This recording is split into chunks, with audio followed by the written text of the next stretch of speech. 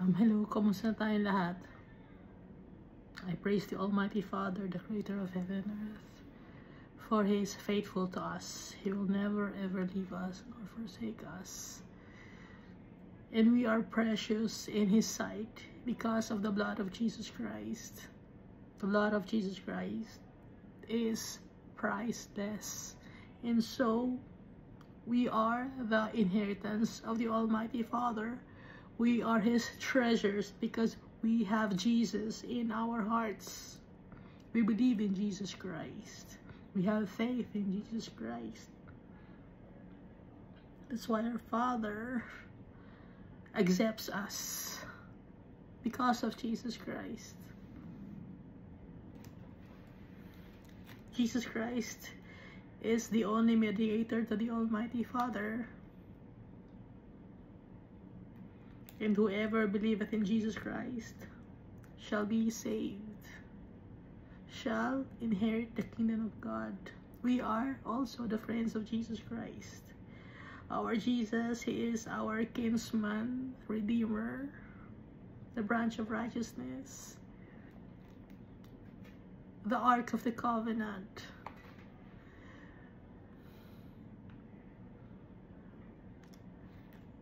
the sacrificial lamb,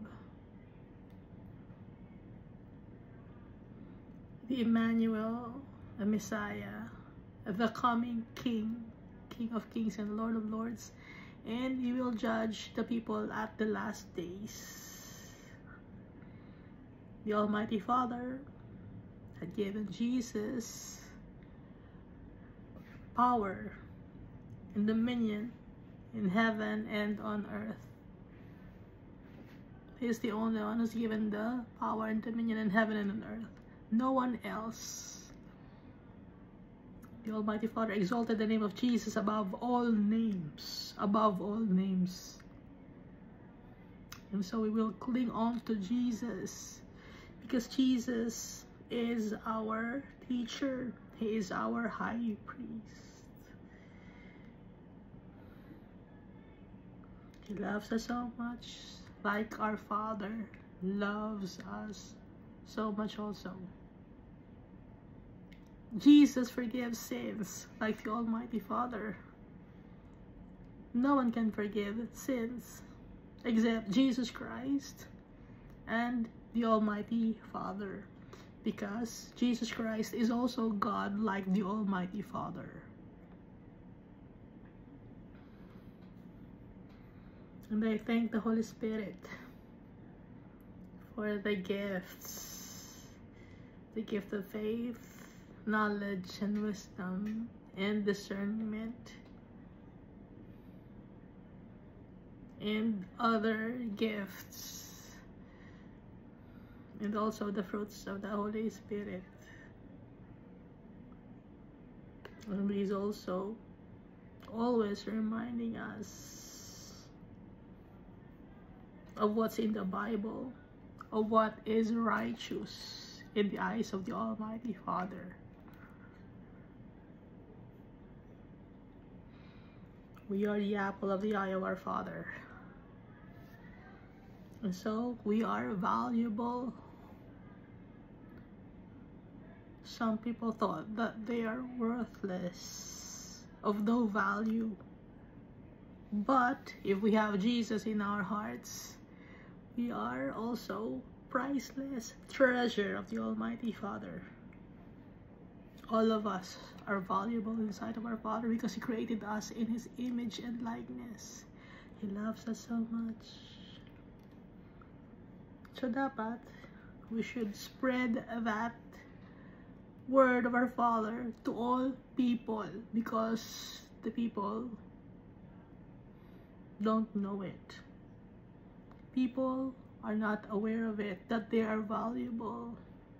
That's why some people take their own lives. Some people wreck their own lives. They run after things that are worthless because they thought that those things would make them valuable, powerful, and wealthy. But our Father is the one who is wealthy. He's powerful, and so to claim those inheritance, we must trust in Jesus Christ. Jesus Christ had overcome this world. He's victorious. All the trials and tribulations that we faced or are facing right now, Jesus Christ has overcome it. He has experienced those things, and yet he remained faithful to the Almighty Father. Jesus is the way, the truth, and the life. We must follow Jesus' path.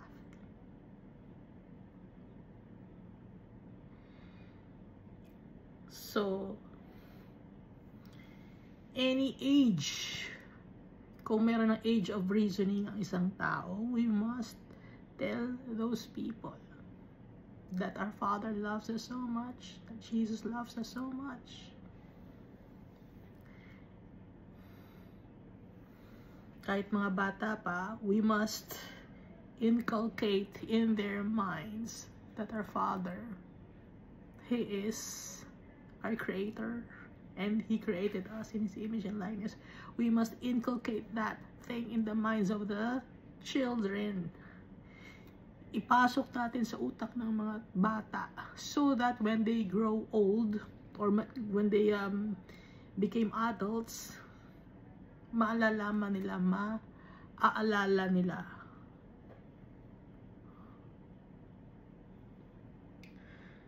So marami mga tao in any age bracket, they've forgotten that they are valuable.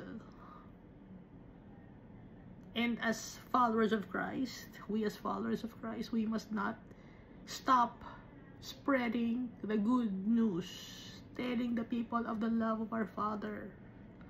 Ang daming mga tao ngayon that take their own lives, even as young as 12 years old, 13 years old. Why? It's because no one tells them of the love of our Father. Maraming mga reasons, no, why they take their own lives. Ang sinasabi ng iba, they were abused verbally, physically, or sexually. They were abused as young kids. They were neglected by their parents, or they were abducted, no? Or no one took care of them when they were young. Na-experience yun ni Jesus Christ. Si Jesus Christ, adopted siya. Hindi niya naintindihan. He was alone, si Jesus Christ. Bakit ang mga tao, they take their own lives? Because they are selfish. They only think about themselves, of their feelings. Hindi nila iniisip, or wala sa hearts nila si Almighty Father, si Jesus Christ. At ang napupunta na sa mind nila ay evil things. Yung mga taong they take their own lives,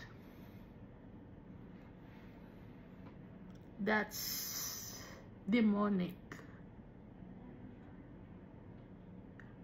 It's murdering yourself. Ang kahibahan lang, ang difference, paano ka makakahingi ng forgiveness from the Almighty Father kung wala ka ng body, yung soul mo, nasaan na? Aminin natin, no? Diretsahan tayo.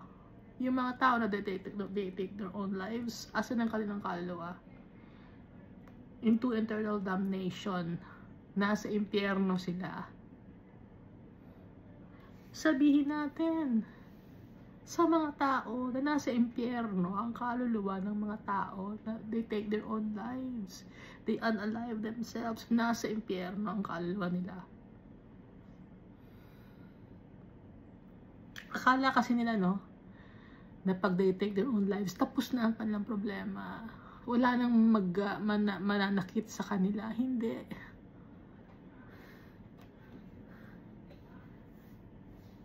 Sa impyerno, may mananakit pa rin sa kanila. At yun, that's forever. Hindi yun dinidiscuss or hindi yun pinag-uusapan ng mga tao sa kanilang mga kamag-anak. Dapat pag-usapan nila yun. Alam mo, pag nagpakamatay ka, yung kaluluwa mo sa impyerno mapupunta. Sabihin ninyo sa mga anak ninyo, sa lahat ng mga tao. At pag nasa impyerno ang kaluluwa ng tao, wala nang labasan doon.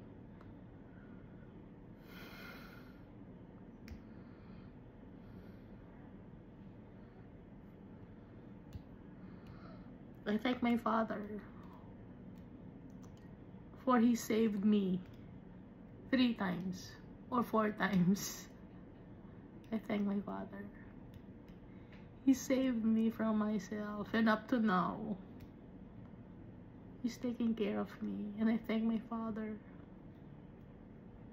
I glorify my Father. I exalt His name on high because of His love for us. And you are not listening here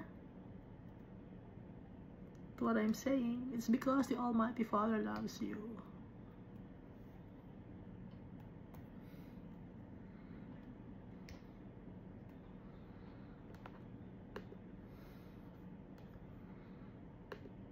We must pray. Teach our kids to pray. Teach people to pray, not just kids, but people from all walks of life, even those people who are old already. Teach them to pray to the Almighty Father and Jesus Christ and the Holy Spirit, because those people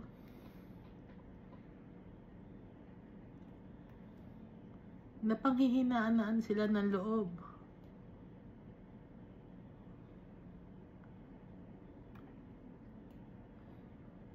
They felt hopeless. That's why they took their own lives. Pero pagdating sa impyerno, anong gagawin ng kanilang kaluluwa? Puro apoy doon. Any age. Halimbawa, 18 years old, you kill yourself, and then you die. Yung kaluluwa mo nasa impyerno. Ituro ninyo sa mga anak ninyo, ituro ninyo sa mga tao, ituro ninyo sa congregation ninyo. Natatakot kayo, no? Natatakot kayo dahil may mga tao sa congregation ninyo na yung members ninyo, yung mga kamag-anak nila, they take their own lives or they took their own lives. Natatakot kayo na baka masaktan sila. Teka, baka masaktan sila, sabihin natin yung kamag-anak na sa impyerno. Oo, nasa impyerno. Sabihin niya para yung mga tao na susunod, na nawawalan ng hope sa buhay, alam nila.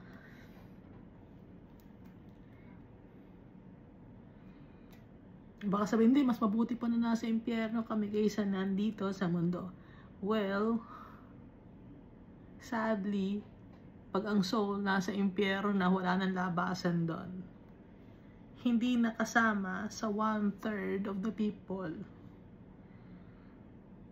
na mapupunta sa heaven.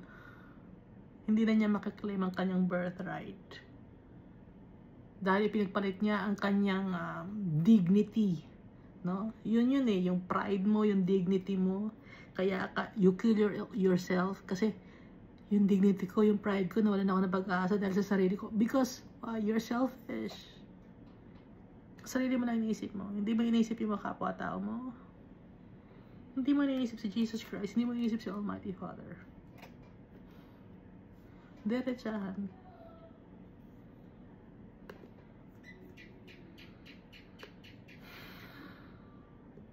Sabi ng butik eh.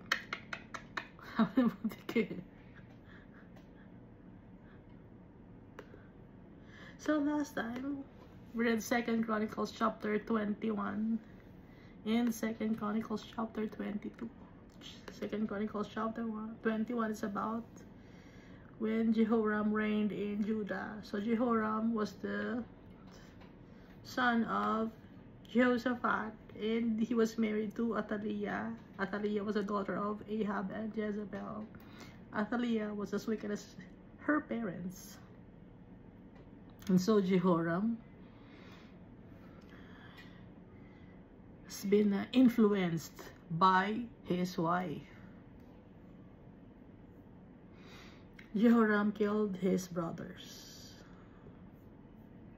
due to selfishness, greediness, and by the influence of his wife, Athaliah. So yung brothers niya, si Azariah, Jehiel, Zechariah, Azaryahu, Michael, and Shephatiah, they were killed by Jehoram.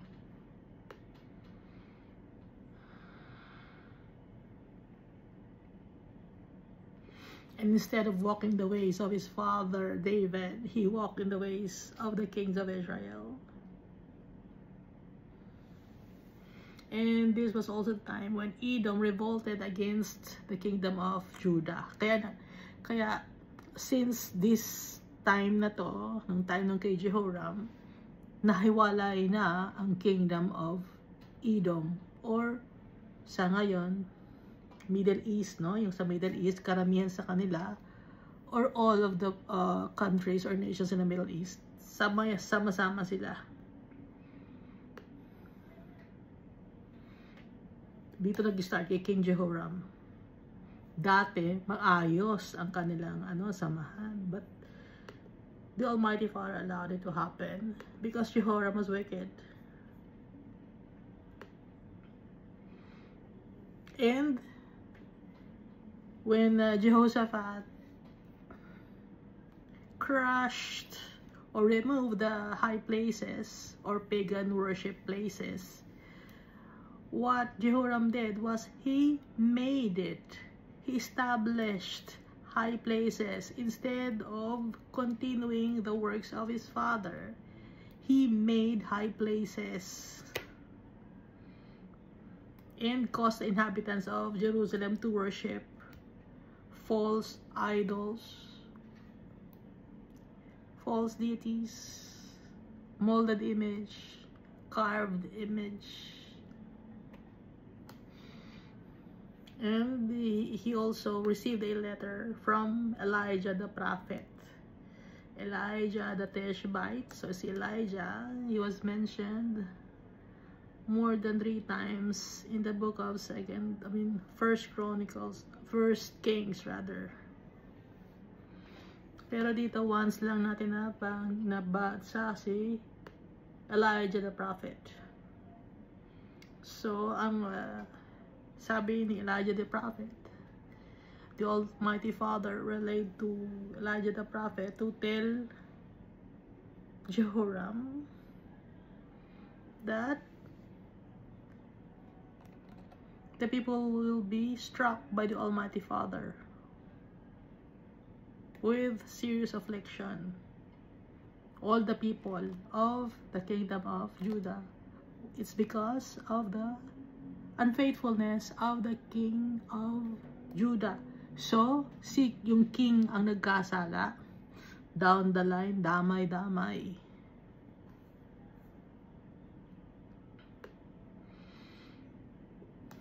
And also, magiging sakit ni King Jehoram?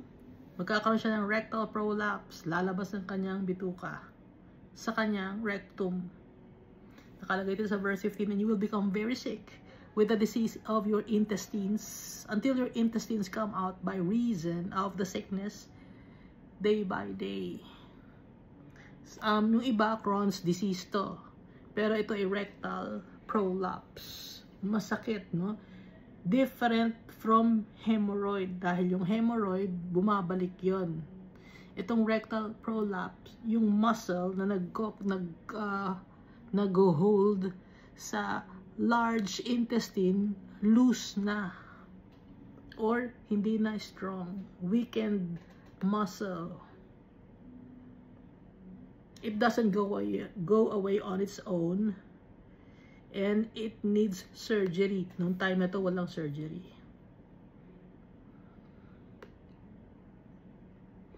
And then, ano pa nangyari?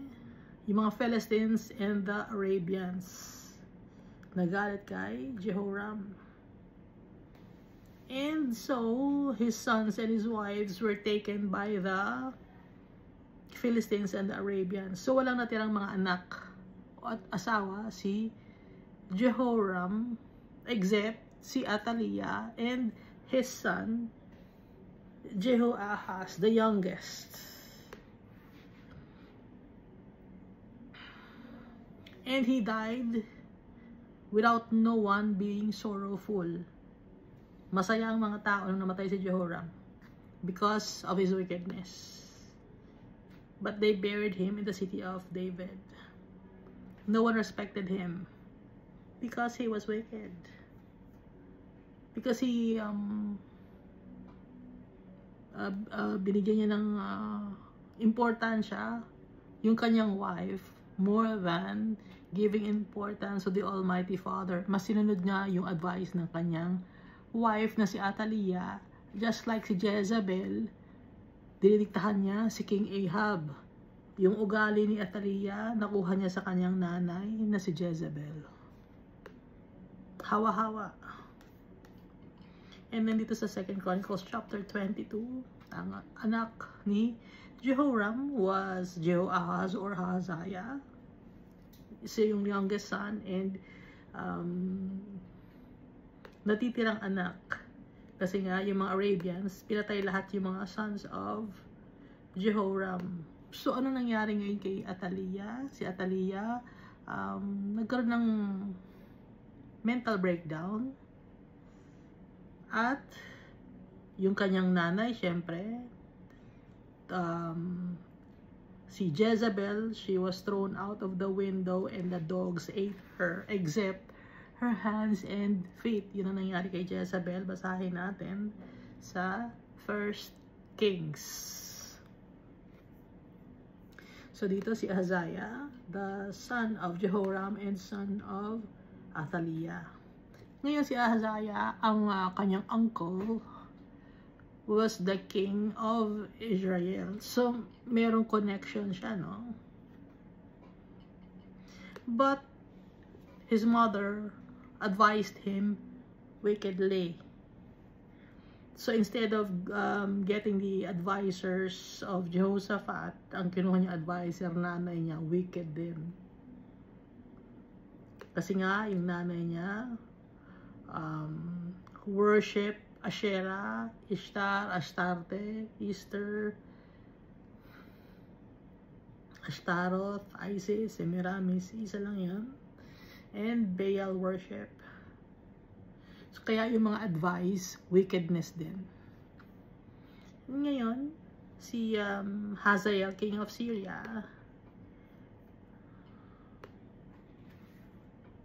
nakipaglaban kay Jehoram. And Jehoram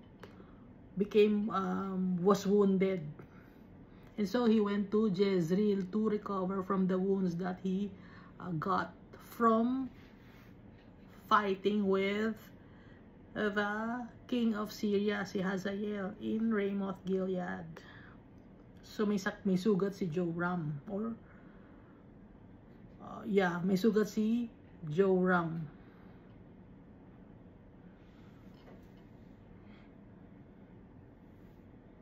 Si Joram, ito ay anak ni Ahab, uncle of Ahaziah. Nung may sugat si Jehoram or Joram, kapangalan ng tatay niya, diba? Halos same lang ng name. Pero ito namang si Jehoram na to, he was the son of King Ahab and Jezebel. So may wound siya. Ang ginawa ngayon ni Ahaziah, he visited his uncle. Saan na nagpunta? Sa Jezreel. So while Joram was recovering from his wound, dinalaw siya ni Ahaziah. Ngayon, syempre, dumating naman si Jehu. Jehu was anointed by the Almighty Father to cut off the house of Ahab, para mawala na yung house of Ahab, because the house of Ahab was wicked. So si Ahaziah, house of Ahab din siya. Si Jehoram, house of Ahab din siya. Si Athaliah, house of Ahab din siya. no? So, ano nangyari? Jehu killed Jehoram, the son of Ahab, the king of Israel. And then, Jehu became the king of Israel. Tapos, hinabol nila si Ahaziah. Nung pagkahabol na kay Ahaziah, they killed him also. Hinanap nila, no? And they caught him hiding in Samaria. And they killed him, and they buried him. Because he was the son of Jehoshaphat. That's why he buried Ahaziah. Kung hindi siya anak ni Jehoshaphat, hindi siya lilibing.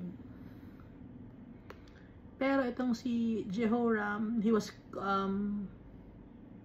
thrown in the land of Jezreel, sa land ni Naboth.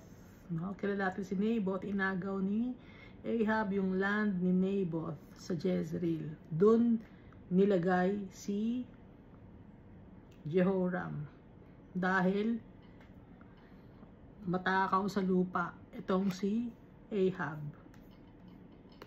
Pinapatay niya si Naboth to get the land of Naboth para gawing garden lang. Kaya doon pinatay doon inilagay si Jehoram. Ngayon, si Athaliah, wala na yung asawa niya, wala na yung nanay niya, kinain ng aso, yung itinira lang ng aso were the hands and feet of Jezebel, because the works of her hand were wicked, and she walked in uncleanness, kaya hindi kinain ng aso yung kamay at paa. But the rest of the body, wala. Kaya itinapon na lang sa gilid ng kalye. Kasi wala nang ililibing. Ano bang ililibing mo doon? Itinapon na lang sa gilid ng kalye. At puro dugo na lang nakatira. Na basa natin yun sa 1 Kings. So si Athaliah, nagkaroon ng mental torture, mental issue. Pinatay niya ang kanyang mga apo. Dahil wala na yung kanyang asawa, wala pa yung kanyang anak, wala pa yung kanyang nanay. So she felt she was alone in this world, and she grabbed the kingdom of Judah and reigned for 6 years. Pinatay niya lahat ng kanyang mga grandsons except si Joash, kasi si Joash nakataka siya due to Jehoshabeth, the daughter of King Jehoram, wife of Jehoiada the priest. Sister siya ni Ahaziah. Hindi natin alam kung same sila ng mother, pero same sila ng father. So, aunt, no? Aunt ni Joash, si Jehoshabeth. Kaya hindi napatay si Joash. And the child was hidden in the house of God for 6 years. And then Athaliah reigned over the land of the kingdom of Judah. So dito tayo sa 2 Chronicles chapter 23. So since si Athaliah, she was the leader, or she reigned as the leader of the kingdom of Judah, hindi matanggap ng mga tao yon, kasi hindi naman siya bigay ni Almighty Father. So dito sa chapter 23 ng 2 Chronicles, in the 7th year Jehoiada strengthened himself. Nagpalakas si Jehoiada the priest, and made a covenant with the captains of hundreds, Azariah the son of Jeroham, Ishmael the son of Jehohanan, Azariah the son of Obed, Maaseiah the son of Adaiah, and Elishaphat the son of Zikri. Pinag-isipang mabuti ni Jehoiada on what to do, kasi nga Athaliah was wicked. Baka makuha or malaman ni Athaliah and then magpalagay siya ng mga soldiers and kill Jehoiada and Joash and the people. Kaya bago siya gumawa ng aksyon, plinano niya ng mabuti. Siyempre, with the advice of the Almighty Father, because he was a priest, si Jehoiada. He was the husband of Joshabeth, the aunt of Joash. So lumaki si Joash, the king's son, the only one who survived sa temple. So, he was aware of the temple, kung ano nangyayari sa temple, kung ano itsura ng temple, kasi yung dun lugar siya lumaki. Verse 2, and they went throughout Judah and gathered the Levites from all the cities of Judah. Ito yung plano ni Jehoiada, na may go signal si Almighty Father and the chief fathers of Israel, and they came to Jerusalem. And then all the assembly made a covenant with the king of the house of God, and he said to them, behold, the king's son shall reign, as the Lord has said, the sons of David. So, isinakto nilang 7 years old si Joash. Why 7? It's a complete number. Isinakto ng 7 years old si Joash. This is what you shall do. 1/3 of you entering on the Sabbath of the priests and Levites shall be keeping watch over the doors. 1/3 shall be at the king's house, and 1/3 at the gate of the foundation. All the people shall be in the courts of the house of the Lord. So, 1/3 may nakabantay sa isang gate. 1/3 nasa sa isang gate ng house, no? Or sa king's house. 1/3 nakabantay sa door. But let no one come into the house of the Lord except the priests and those of the Levites who serve. They may go in, for they are holy, but all the people shall keep the watch of the Lord. Holy dapat, consecrated. Para sila makapasok sa temple. So ngayon, anong temple natin? Na binigay ni Almighty Father, ang temple natin ay tayo. Nagkakasala tayo, hingi tayo ng kapatawaran kay Almighty Father. Gaya ng mga Levites. Nagkakasala sila, and then they ask God's forgiveness, no? Tayo, sino naglilinis sa atin? Si Jesus Christ. Kasi si Jesus Christ, He is our high priest. Yung precious blood ni Jesus Christ. Yung time dito, ang kanilang panlinis, the blood of the animals. Ngayon, ang panglinis natin, blood of Jesus Christ. Verse 7, and the Levites shall surround the king on all sides, every man with his weapons in his hand, and whoever comes into the house, let him be put to death. You are to be with the king when he comes in and when he goes out. Babantayan si King Joash. Yung Levites ang magbabantay, every man with weapons in his hand. At kung sino man ang papasok sa house, papatayin. Kung sino man. Verse 8, so the Levites and all Judah did according to all that Jehoiada the priest commanded. And each man took his men who were to be on duty on the Sabbath. Sabbath mangyayari, Sabbath, it's a rest day. With those who were going off duty on the Sabbath, for Jehoiada the priest had not dismissed the divisions. Naka-duty ng Sabbath day or rest day.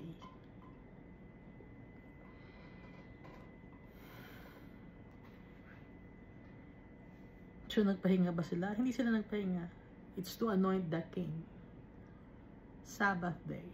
Verse 9, and Jehoiada the priest gave the captains of hundreds the spears and large and small shields which had belonged to King David that were in the temple of God. So, meron ng mga shields, mga gamit si King David.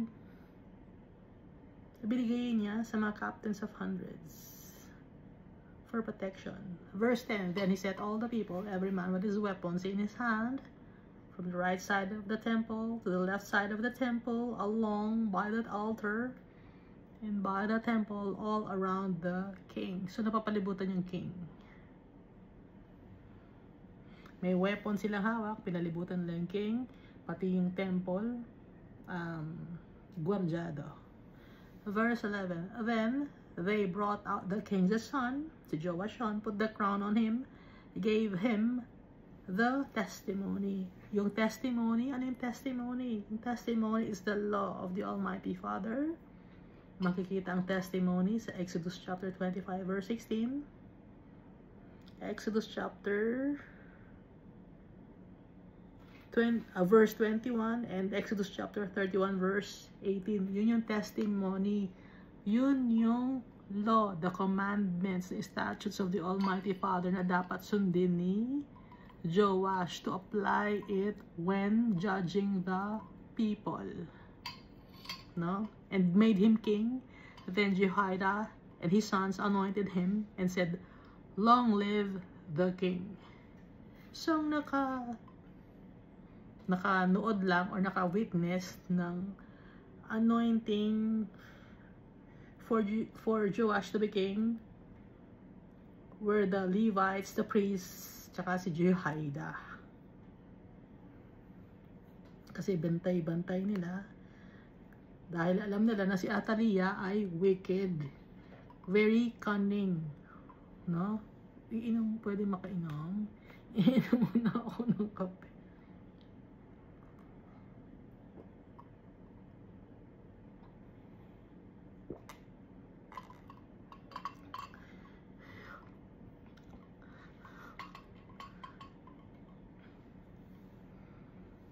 Verse 12.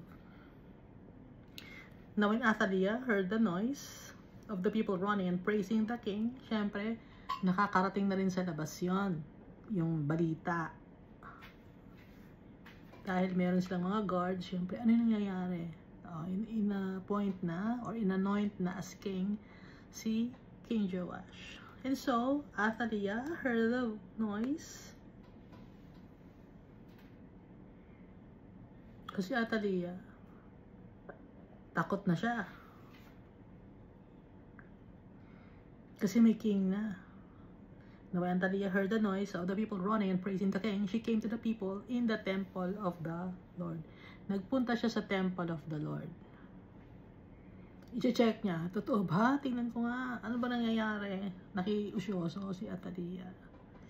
Verse 13, when she looked, there was the king standing by his pillar at the entrance, and the leaders and the trumpeters were by the king. All the people of the land were rejoicing, blowing trumpets. Also the singers with musical instruments, and those who led in praise. So Athaliah tore her clothes and said, treason, treason. Ibig sabihin treason, ano nyo ako, binetray nyo ako, trinidor nyo ako, mga traidor kayo. Traidor, traidor, ganon. Hindi naman siya trinidor. Hindi naman siya in-appoint as leader of the land of the kingdom of Judah. Hindi naman siya in-appointed. Siya lang, self-appointed lang, sarili lang niya. Kasi gaya siya ng kanyang mother. Gusto niya ng control. No? So, babae na naman to. Mana sa kanyang nanay, wicked. Saan ba siya kukuha ng goodness? Sa kanyang father niya, sunod-sunuran sa kanyang nanay, na yung father niya wicked din. Yung nanay niya wicked din. Saan siya kukuha ng goodness? Wala siyang makukuha ng goodness. Hindi siya naniniwala kay Almighty Father. Tinanggal niya, sinira niya yung temple. Kaya Athaliah, dunumihan niya. Nagpakalat siya ng abominations.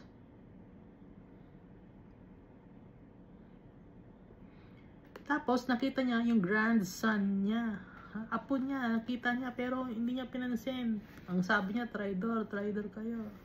Apo niya yun eh. Wala man lang siyang naramdaman na apo ko to, anak to ng anak ko ni Ahasaya. Wala man lang siyang ganon.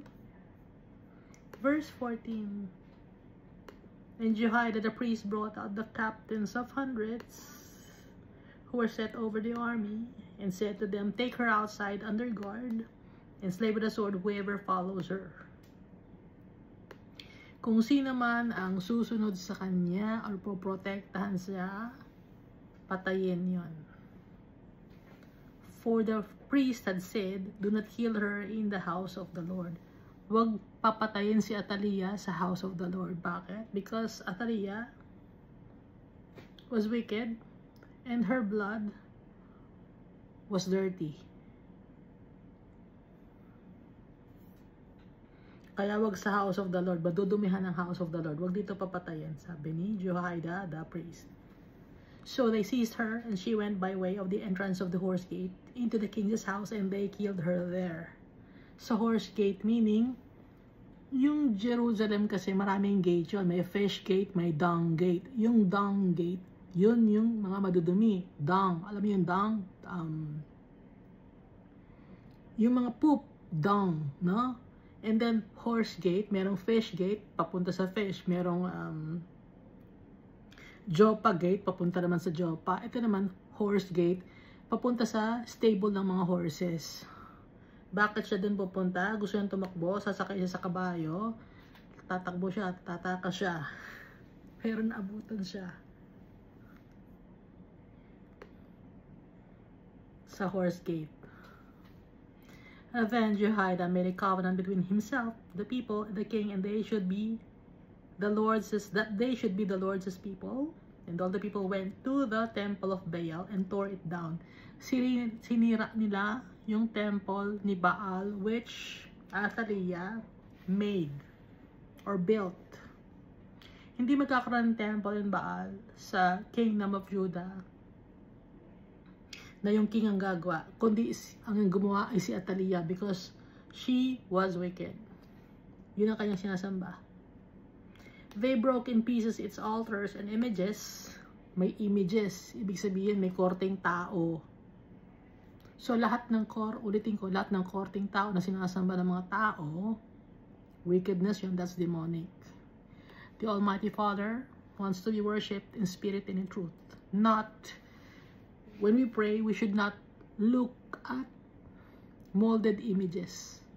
We should not bow down or kneel down to molded images, because those things, they are demonic. They were made by the hands of wicked people. Bakit ginawa? May bayad yun. Gawa ka ng ganito, babayaran kita. Walang bayad si Almighty Father. Libre. A gospel, the word of the Lord is free. So they broke in pieces his altars and images, and killed Matan, the priest of Baal, before the altars. So meron ding priest ang Baal. Meron siyang mga ceremony. So kung nakakakita kayo ng mga religion, may mga seremonya silang ginagawa. Ganon ang ginagawa itong si Matan, the priest of Baal. May mga ceremony. Nag-offer ng mga fruits or flowers or incense doon sa kanilang molded images. Doon sa kanilang altar.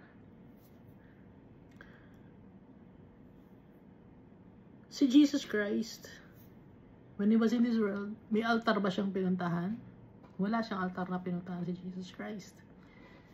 Si Jesus Christ, nagpupunta siya sa isang lugar, sa Garden of Gethsemane to pray. Nagpupunta siya sa mga walang tao na lugar. Anywhere, doon niya kinakausap si Almighty Father. Hindi siya nagpupunta sa mga altar. Sino yung may mga altar? Laging binabanggit, sino yung may mga altar? Yung mga pagan worshippers. Meron silang altar. Si Almighty Father, ang altar ni Almighty Father, wala dito sa mundo, nasa heaven. Footstool lang niya itong mundo na to.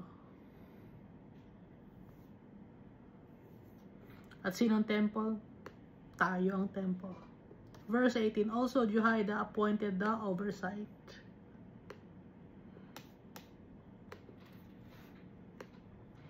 of the house of the Lord up to the hand of the priests and Levites whom David assigned in the house of the Lord to offer the burnt offerings of the Lord. So may burnt offerings then. It's giving thanks to the Almighty Father. As it is written in the law of Moses, with rejoicing and with singing, as it was established by David. So yung time, yung law of Moses, the Mosaic law, merong burnt offerings nakalagay sa Mosaic law. Pero nung dumating na si Jesus Christ, the Messianic law, hindi na kailangan natin mag-offer ng burnt offerings dahil si Jesus Christ na yung offering mismo. Powerful yung blood ni Jesus Christ. Effective for all eternity. Itong burnt offerings, lagi ka mag-burnt offerings, lagi ka mag-offer ng animals to sacrifice. Once and for all, wala na yon when that curtain of the temple has been ripped into two. When Jesus died on the cross, yung curtain sa temple has been ripped into two from top to bottom. Sira na yung contract. Sira na yung Old Covenant, Old Testament. Although may testimony dito si Almighty Father that He's alive, ang fulfillment ng contract, si Jesus Christ, bagong kontrata na. Better contract.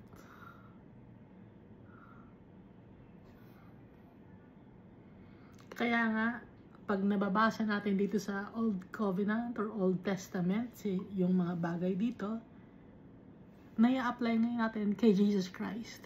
Dahil si Jesus Christ is the fulfillment of the law. He's the high priest. He's the offering. Everything. Si Jesus Christ.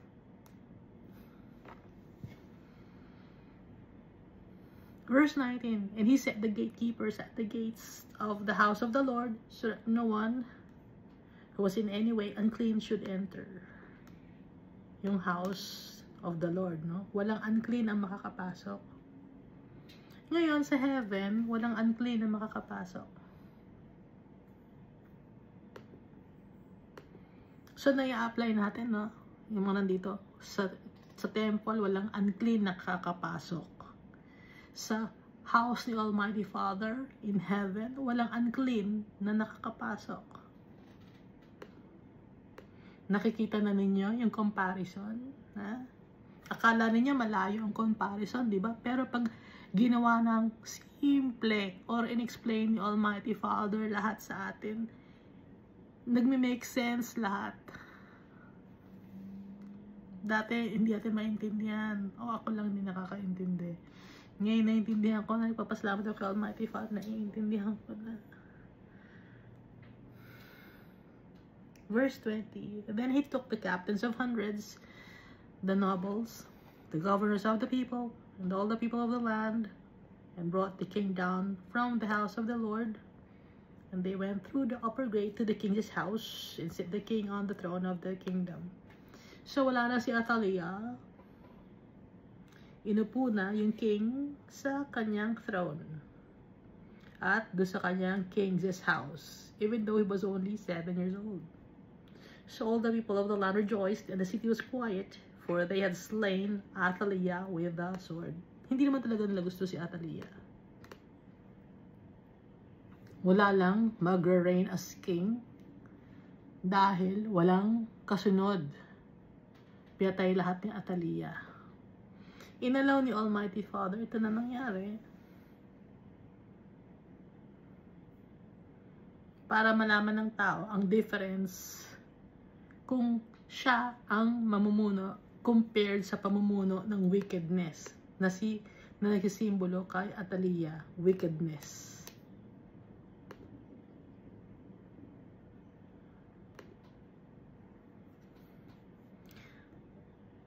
Since Joash grew up in the temple, may malasakit ngayon si Joash sa temple. 2 Chronicles chapter 24. So, syempre, habang lumalaki siya, marami siya mga questions, no, sa buhay. Bakit ako nandito? Sino yung mga taong kasama ko? Para saan tong mga bagay na to? Bakit sira na siya? And anong nangyayari? Syempre, marami siyang tanong. So, here on 2 Chronicles chapter 24, Joash was 7 years old when he became king. He reigned 40 years in Jerusalem. So, he died when he was 47. Kasi he reigned for 40 years. His mother's name was Zibiah of Beersheba. Nasakop din ng Judah. Joash did what was right in the sight of the Lord all the days of Jehoiada the priest. So habang buhay si Jehoiada, his foster parent, he was obedient to the Almighty Father, si Joash. Kinikilala niyang tatay, si Jehoiada. And Jehoiada took 2 wives for him. And he had sons and daughters. So kumuha si Jehoiada ng 2 asawa for Joash.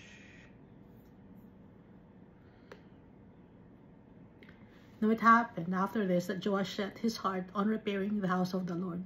So it was in his heart to repair the temple of God. Kasi doon nga siya lumaki. Nakita niya naluluma na, nasisira na. Then he gathered the priests and the Levites and said to them, "Go out to the cities of Judah and gather from all Israel money to repair the house of your God from year to year and see that you do it quickly." Ayusin na yung temple of God kasi sira na yung bubong, sira na yung mga pinto, yung mga furnishings, syempre sira na rin kasi ilang years nang dumaan, no? From the time of King Solomon, hindi pa na-repair yung temple. Hindi pa nare-renovate. Kaya, ipinagutas ni Joash, it was in his heart. Ilagay ni Almighty Father sa kanyang heart to repair the temple and gather from all Israel money to repair the house of your God from year to year and see that you do it quickly. However, the Levites did not do it quickly. So, gusto ni Joash mag-donate yung mga tao. Sama-sama silang mag-donate whatever, kung ano mang pera madodonate nila, i-donate nila. Iba yung tithes and offering. The tithes and offering was for the Levites, for the poor, for the orphans, for the widows, for the strangers. Those things, the tithes, they're for the Levites. No? So, iba yung tithes. At saka yung tithes, sa ngayon, ang sweldo ng tao, monthly. So, ang paghingi ng tithes, monthly. Ang ginagawa ng mga tao, ngayon, mga congregation, ginagawa niyong weekly. Ang paghingi ng tithes sa mga tao. Bakit? Ba't ginagawa niyong weekly? Anong meron?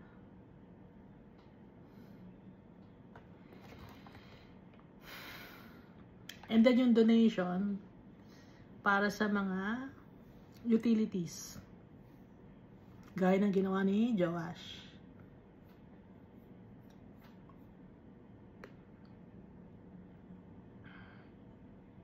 So dito na umpisa kay Joash yung may chest tapos doon mo ihuhulog yung pera pero walang name na nakalagay. Ngayon, bakit kayo humihingi ng mga donations at tithes? May nakalagay pang name. Dito kay Joash walang name. So the king called Jehoiada the chief priest and said to him, "Why have you not required the Levites to bring in from Judah and from Jerusalem the collection, according to the commandment of Moses, the servant of the Lord and of the assembly of Israel, for the tabernacle of witness?" Bakit hindi pa ninyo ginagawa yon? Para maayos na yung temple. For the sons of Athaliah, that wicked woman, had broken into the house of God and had also presented all the dedicated things of the house of the Lord to the Baals. Kinuha ni Athaliah, sinira niya yung temple. Dati ang dami-daming gold doon, ang dami-daming mga furnishings, ang dami-daming mga articles for the Almighty Father. That was dedicated to the Almighty Father. kinuha ngayon ni Atalia.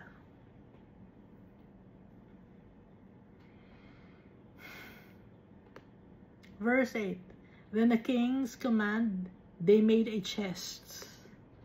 So, isang tong lalagyan, no? Alam niyo naman yung chest, di ba?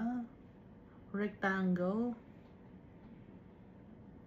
And set it outside the gate of the house of the Lord.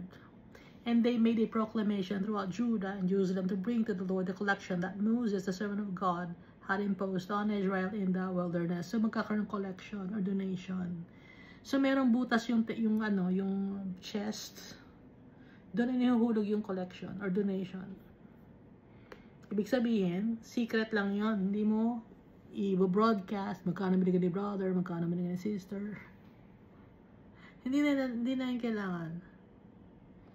Then all the leaders and all the people rejoiced, brought their contributions, and put them into the chest until all had given. So, hindi to saplitan kung sino lang makakapagbigay at kung magkano lang ang kanilang ibibigay. Verse 11, so it was at that time when the chest was brought to the king's official by the hand of the Levites, and when they saw that there was much money, that the king's scribe and the high priest's officer came and emptied the chest and took it and returned it to its place. Thus they did day by day and gathered money in abundance. So pagbukas nila ng chest, ang daming pera. So tinanggal nila yon. So marami pang tao ang gustong mag-donate for the temple of the Almighty Father. So pagtanggal nila ng pera, inilabas ulit nila yung chest na yon at nagbibigay ulit yung mga tao. Madami ang nilalagay ng mga tao.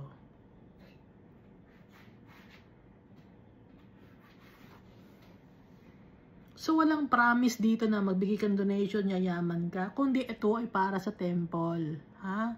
Walang promise to para makapunta ka ng langit, kailangan mo mag-donate. Walang ganon, kundi ito ay para sa temple of the Lord, para sa congregation for repair. Walang promise to na makakapunta ka ng langit or kung gusto mong magbigay out of your good heart. Kahit wicked ka, kung gusto mong mag-donate ka. Pero don't expect na mapupunta ka ng langit pag nag-donate ka. Yun na ibig sabihin, ha? Dahil makakapunta lang tayo sa heaven, it's because we have Jesus in our hearts. Verse 12, the king and Jehoiada gave it to those who did the work of the service of the house of the Lord, and they hired masons and carpenters to repair the house of the Lord, and also those who worked in iron and bronze to restore the house of the Lord. So they hired masons and carpenters and craftsmen who worked in iron and bronze.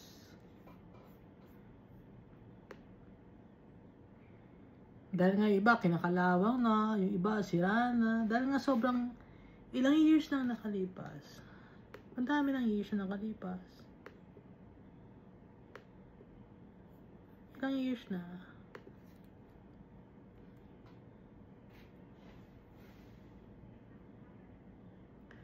$930 before crisis era.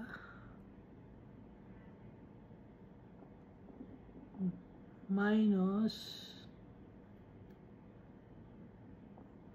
796 before crisis era. 200 years? Pakikalyo nga.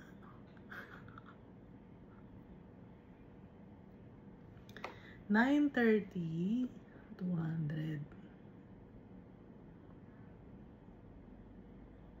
Ang hirap kalkyo Wala bang calculator?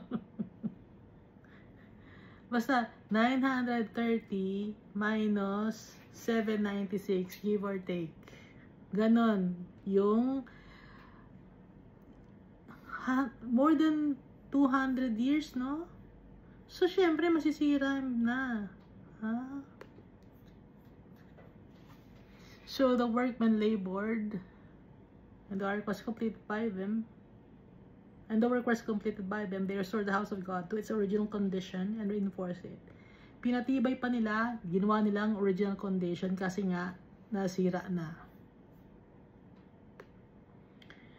When they had finished, they brought the rest of the money before the king and Jehoiada. They made from it articles for the house of the Lord. Hindi nila ibinulsa yung pera. Anong ginawa nila? They made articles for the house of the Lord. Hindi nila pinaghati-hatian. Hindi nila inilagay sa ibang bagay. Doon pa rin sa house of the Lord. Pag sasabing sa house of the Lord, itong pera na to, itong donation na to, sa house of the Lord to, hindi mo to pwedeng ilipat sa ibang mga paggagamitan, ha? They made from it articles for the house of the Lord, articles for serving and offering, spoons and vessels of gold and silver.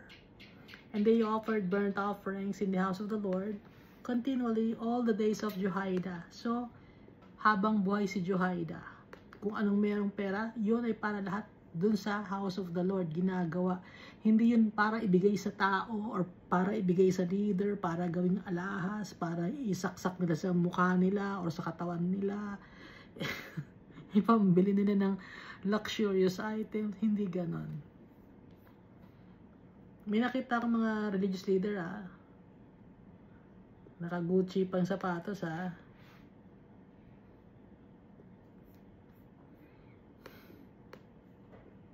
nag-anniversary pa. Nagsi-silver anniversary celebration pa. Ba't ganon? Ganun gusto ba ni Almighty Father? Yan din gusto ni Almighty Father. Pakitang tao yon. That's hindi celebration for the Almighty Father. Pakitang tao yon, ha? Nag-celebrate. Religious leader kasama yung kanyang asawa, tsaka yung anak, tapos kakain sila sa hotel, tapos ang ganda ng damit, ang mamahal, naka-Gucci na sapatos, naka-Rolex na relos. Ang galing natin yun.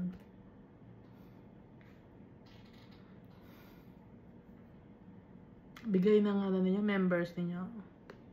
Bakit? Anong ginawa ninyo? Ba't binigyan kayo ng membership ng gano'n? Ba't hindi nyo binigay kay Almighty Father? Hindi para sa religious leader. Ha? Kahit bigyan kayo ng member ninyo, sabihin nyo, hindi ho sa amin, hindi po. Para po kay Almighty Father to, para makatulong tayo sa mga nangangailangan. Hindi para swapangin. Kahit ibigay sa inyo.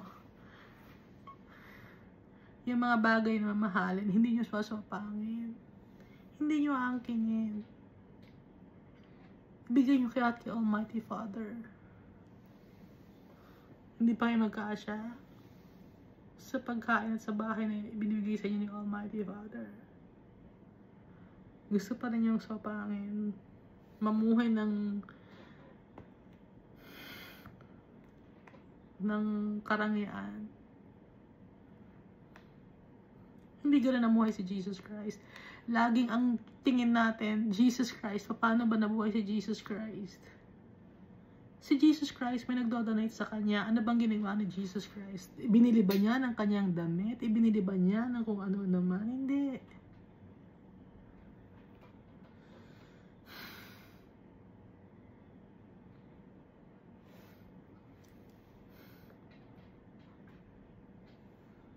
Hindi, bigay naman ng member. Kahit bigay ng member nyo. Sabihin mo, hindi ho. Para po kay Almighty Father to, hindi ko po ito magagamit. Para po kay Almighty Father to, ibebenta natin to, ipapakalat natin sa mga taong nangangailangan.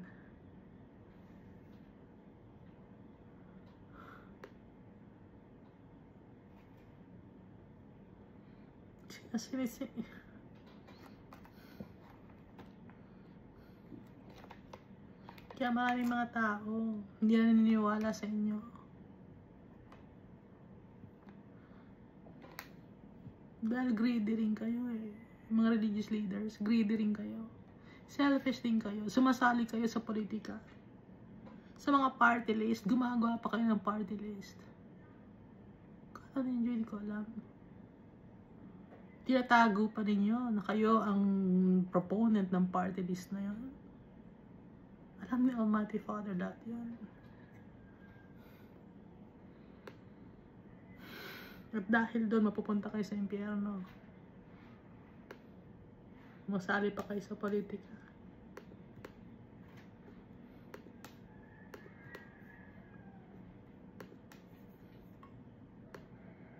Hindi nyo alam na binibigay sa inyo ng mga politicians. Corrupt yung mga politicians, tapos ibinibigay sa inyo. Tapos masaya naman kayo. Hindi naman namin alam eh. Kahit ba hindi mo alam eh. Politician yun, alam mo ang sweldo nun, kung magkano.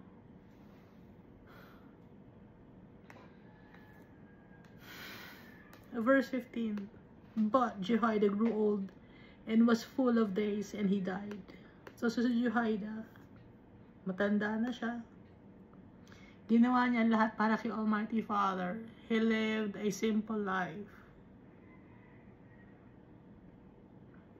He was 130 years old when he died. 130 years old. Sabi ni Almighty Father, magiging 120 years lang ang buhay ng tao. Pero si Jehoiada, in-extend ni Almighty Father ang life niya. Ginawang 130 years old. Dahil may mga gagawin pa siya sa buhay, kaya in-extend ni Almighty Father ng 10 years pa yung kanyang lifespan. Kasi ang lifespan lang ng tao is 120, no? Nakalagay dito sa Bible.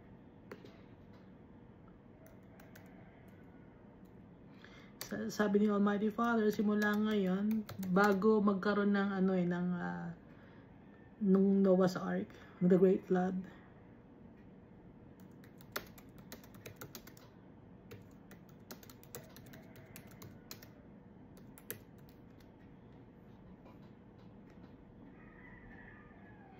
Genesis chapter 6 verse 3. My spirit shall not strive with man forever, for he is indeed flesh, yet his days shall be 120 years. And it can be found in Genesis chapter 6 verse 3. Kasi nga, limited na ang lifespan ng tao is because of wickedness. This was before the great flood happened.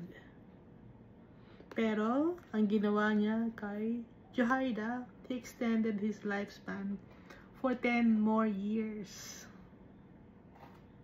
Because he was pleased with the works of Jehoiada.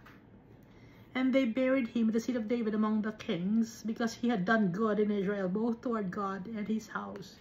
Kaya si Jehoiada, binigyan ni Almighty Father ng extension ng 10 years kasi he did good. Maganda siyang example sa mga tao. Kaya hinabaan pa ni Almighty Father ang kanyang buhay dito sa mundo, to be a blessing also to others and for people, and to be an example on how to live the life here on earth. Kaya in-extend the Almighty Father, we must live for our Father while we are still in this world. Verse 17. Now after the death of Jehoiada, the leaders of Judah came and bowed down to the king, and the king listened to them. So yung leaders of Judah, mga elders, lumapit ngayon kay King Joash. At nakinig naman sila. Therefore they left the house of the Lord God of their fathers, and served wooden images and idols, and wrath came upon Judah and Jerusalem because of their trespass. Lumapit yung leaders of the land, leaders of Judah. Anong ginawa ng leaders of Judah? Napalayo sila kay Almighty Father. They served wooden images and idols. Laging binabanggit sa First Chronicles, Second Chronicles, all throughout the Old Covenant and also in the New Covenant or New Testament, that we should not serve wooden images and idols, carved images, molded or carved, or paano pa man, or machine generate, computer generated images. Kahit paintings, we should not worship it. Bakit? Para hindi magalit si Almighty Father. Ano nangyari ngayon when they served wooden images and idols or carved images or molded images, wooden, molded, or carved, whatever man yan material gawa, wrath came upon Judah and Jerusalem because of their trespass. Calamities, tragedies, pestilence ang nangyari. So ngayon, walang tigil ang lindol, di ba, sa atin? Sa ngayon, tumitigil ba ang lindol? Hindi tumitigil. Hindi tumitigil ang problema. Hindi tumitigil ang trials and tribulations. There is no peace in this world. Why? It's because of the people this practice. They practice idolatry. Lahat ng religion, they practice idolatry. Lahat ng religion, they practice idolatry. Do you hear me?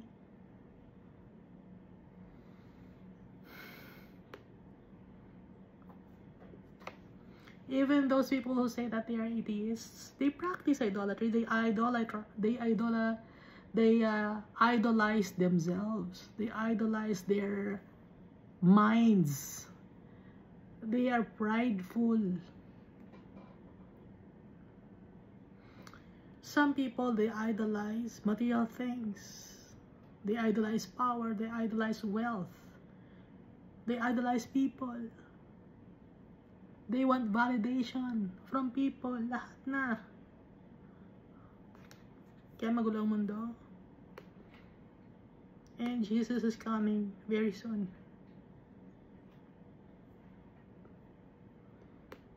Verse 19. Yet he sent prophets to them to bring them back to the Lord, and they testified against them, but they would not listen. Ang dami ng pinadala ni Almighty Father, the prophets, teachers of the Almighty Father. He even sent His Son, Jesus Christ. Ayaw maniwala ng mga tao.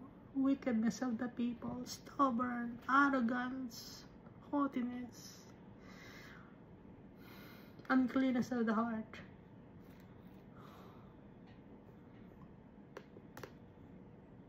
Nagsasabi na si Jesus Christ. Ang dami ng prophets. Anong ginawa natin? Pinatay natin yung mga prophets. Pinatay natin si Jesus Christ. Yung mga nagsasabi sa atin ng mga magagandang bagay, galing kay Almighty Father, pinatay ng mga tao. Ayaw makinig ng mga tao. And so what happened? Nangyari ito sa Old Covenant at nangyayari up to now. Hindi lang aware ang mga tao because they're blinded by the things of this world.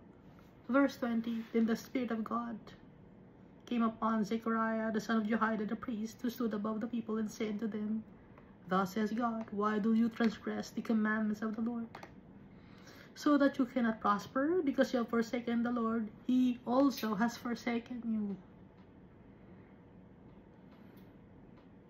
Bakit tayo nagkakasala? Sabi ni Zechariah.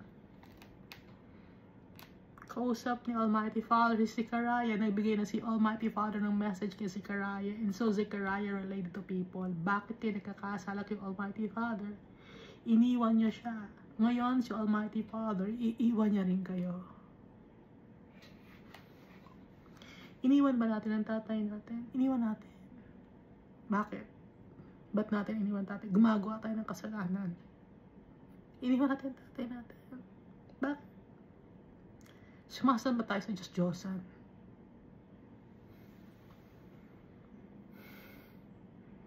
Sinasamba ng mga tao ang pera. Iniwan si Almighty Father. Kaya iiwanan din tayo ng tatay natin. He also has forsaken you. Kaya ano nangyayari sa mga anak ninyo? Sa mga pamilya ninyo? Nasisira, diba? Nagpapakamatay mga anak ninyo.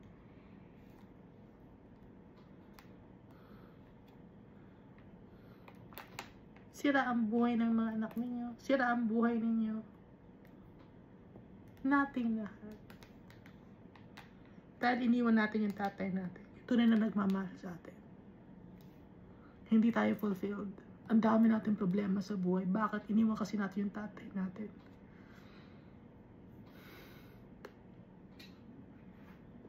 Verse 21. So they conspired against him at And at the command of the king, they stoned him with stones in the court of the house of the Lord. Ano ginawa kay Zechariah, the son of Jehoiada?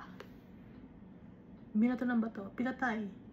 Anak ni Jehoiada, yun ha. Si Jehoiada, yun ang tinatawag niyang foster father. Malaki ang respeto niya sa kanyang foster father. Etong si Joash. Ano ang ginawa nila?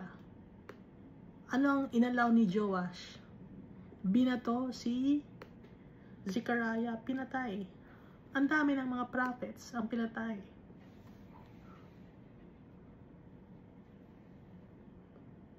Verse 22, thus Joash the king did not remember the kindness which Jehoiada, his father, had done to him, his foster father or adopted father. Kasi parang in-adopt na siya as child.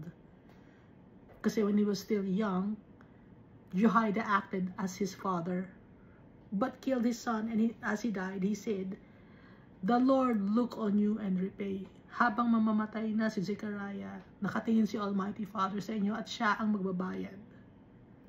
Si Almighty Father, vengeance is mine, sabi ni Almighty Father. Siya ang magre-repay sa mga taong nangaapi sa kanyang mga anak.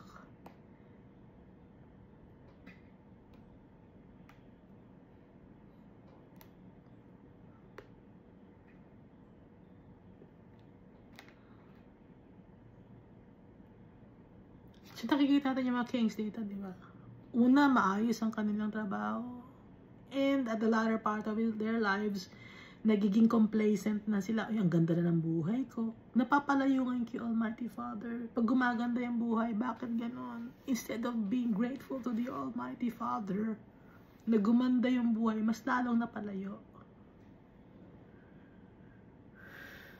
Verse 23. So it happened in the spring of the year that the army of Syria came up against him, and they came to Judah and Jerusalem. Ito ang nangyari kay Joash. And destroyed all the leaders of the people from among the people, and sent all their spoil to the king of Damascus. They plundered Jerusalem and Judah, because Joash was unfaithful. He allowed Zechariah to be killed by the people. Parang ano yung kinakapatid na niya eh. Si Zechariah eh. Pero he allowed it. He allowed Zechariah to be stoned to death by the people. For the army of the Syrians came with a small company of men, but the Lord delivered a great army into their hand, because they had forsaken the Lord God of their fathers. Tingnan nyo, konti lang ang Syrians na umatake sa kanila. Small company of men. Pero natalo nila ang kingdom of Judah. Because it's the hand of the Almighty Father. Kahit gaano pa kadami ang kalaban, kung gusto ni Almighty, kahit gaano pa kadami ang kalaban mo, ikaw mag-isa ka lang. Pero kung gusto ni Almighty Father, matatalo mo lahat ng kalaban mo kahit mag-isa ka lang. Ngayon, kung yung kalaban mo ay kukonti lang, tapos ikaw ay madami kayo, kung gusto ni Almighty Father na talunin ka ng konting mga tao, matatalo ka. We are at the mercy of the Almighty Father. He is powerful.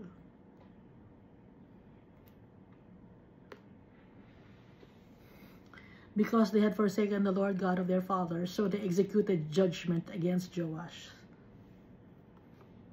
And when they had withdrawn from him, for they left him severely wounded, si Joash, no, sugat-sugat siya. Kalaban niya, kokonting army lang ng Kingdom of Judah, mga Syrians.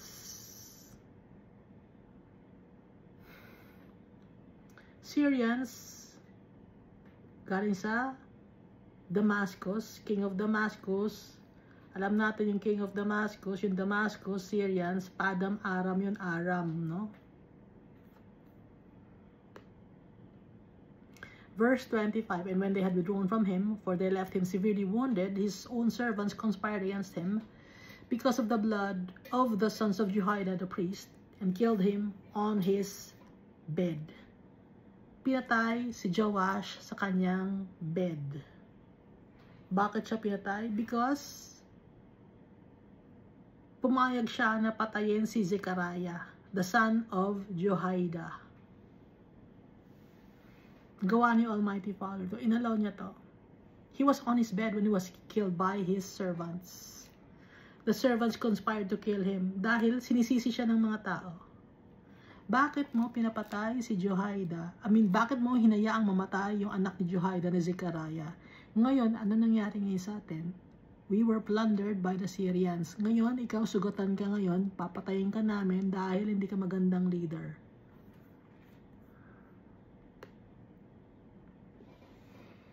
So he died, and they buried him in the city of David.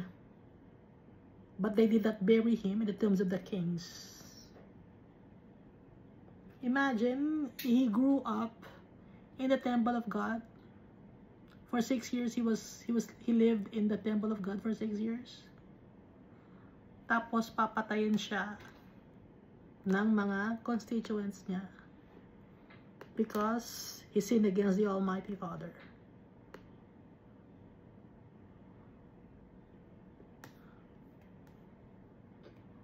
These are the ones who conspired against him. Zabad or Jozachar, the son of Shimeath, the Ammonitess, and Jehozabad of Shimrith or Shomer, the Moabitess. Ito ay mababasa sa 2 Kings chapter 12.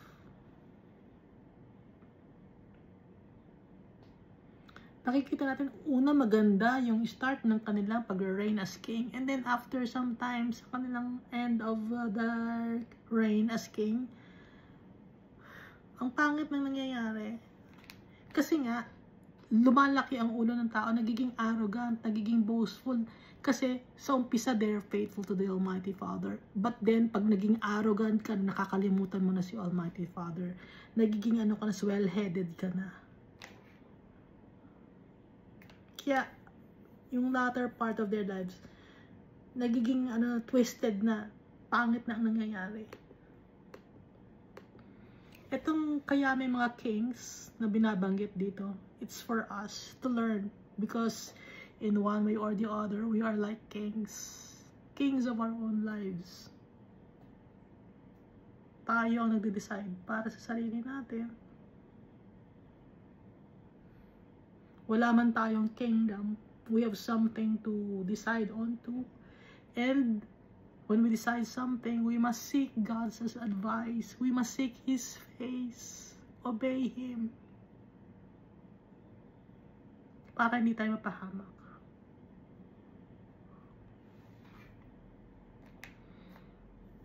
Verse 27, last verse of 2 Chronicles chapter 24.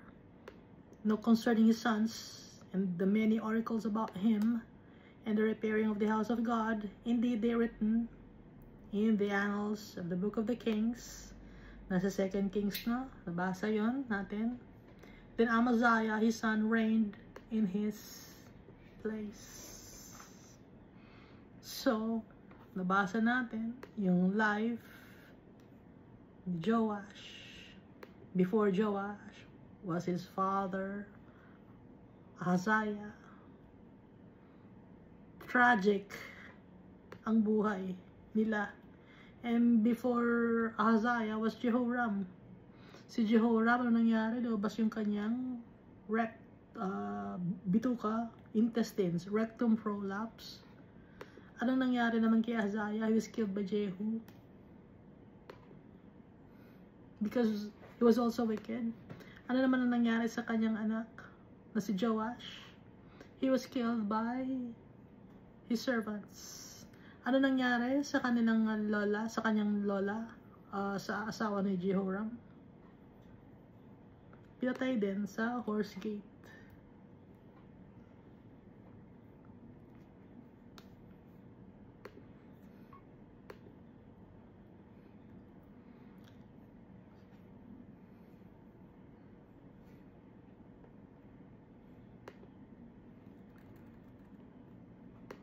Pero in-uphold ni Almighty Father ang kanyang promise to David. Tinutupad ni Almighty Father ang kanyang promise kay David. At yung promise ni Almighty Father sa atin, tutuparin niya. We must have faith in our Father. Because we have Jesus Christ in our hearts. Hindi tayo iwan ni Jesus.